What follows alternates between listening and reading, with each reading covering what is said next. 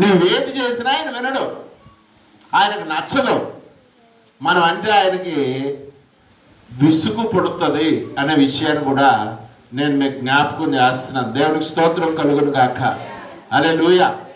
ప్రియమైన దేవుని యొక్క ప్రియులరా, బైబిల్ గ్రంథంలో మాట వినుడు అని పదే పదే దేవుడు ఆజ్ఞాపిస్తూనే ఉన్నాడు. ఏమంటే ఆయన మాట మనం ఏం చేయాలా? వినాలి. ఆయన మాట వింటే మనకు మేలా కీడా? ఏమండి, మనకు మేలే. కానీ మేలైందని మనం వినం, కీడైందని మనం వింటాం.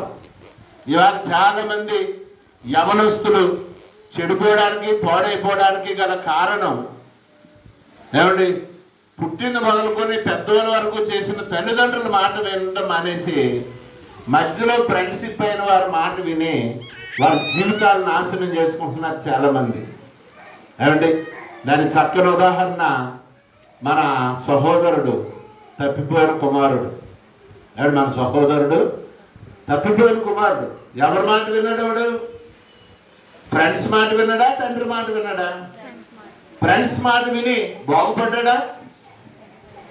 ఏం చేశాడండి? చెడిపోయాడు, ఆస్తి తగలెట్టాడు, అడుక్కు తిన్నాడు, ఒక రకంగా వస్త్రహీనుడుగా మారిపోయాడు, దిగంబరగా ఉన్నాడు.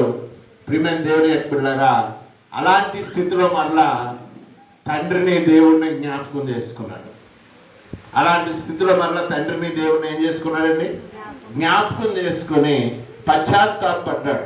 అంత కర్మానికి ఎందుకండి? తండ్రి మాట వింటే ఆ బాధలు ఉండవు కదా, తిప్పలు ఉండవు కదా.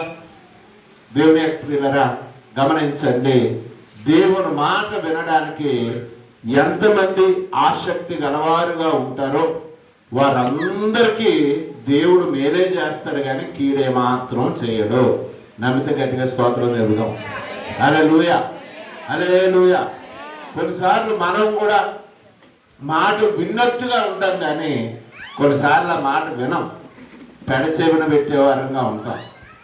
అందుచేతనే కొన్ని రకాలైన శోధనలు, బాధలు, బలహీనతలు, అనారోగ్య పరిస్థితులు, ఆర్థిక ఇబ్బందులు ఏమండి మన మీద ఏలుబడి చేస్తూ ఉంటాయి.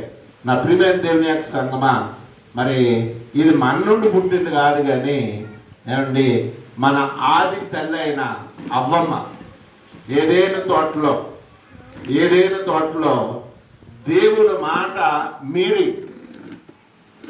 ఆ మధ్యలో వచ్చిన వాడి మాట విని దేవుడు సకల జీవరాశులు లేదంటే సకల విధములైన పండ్ల చెట్లను వారికి అనుగ్రహించి వీటి పండ్లన్నీ తినండి, మీకు ఏ హాని చేయదు, తోట మధ్యలో ఉన్న ఆ చెట్టు పండ్లు మాత్రం మీరు తినొద్దు, అది తింటే మీరు చచ్చిపోతారు అన్నాడు. దేవునికి స్తోత్రం కలుగును గాక. హల్లెలూయా, హల్లెలూయా. అలాగే వారి జీవితం ఆ పండ్లన్నీ తిని చక్కగా హ్యాపీగానే ఉంది. మధ్యలో ఒకడు వచ్చాడు వాళ్ళ పాడు చేయడానికి, అపవాది. ఆడి మాట విని ఆడు చెప్పాడు, మీరు నిజంగా ఆ పండు తింటే చచ్చిపోరు, కానీ మీరు దేవదూతల్లాగా అయిపోతారని దేవుడు అసూయతో మిమ్మల్ని ఆ పండు తినవద్దు అన్నాడని చెప్పాడు. ఆ మాట వీళ్ళకి పట్టింది. ఆ మాట వీళ్ళకి ఏమైందండి?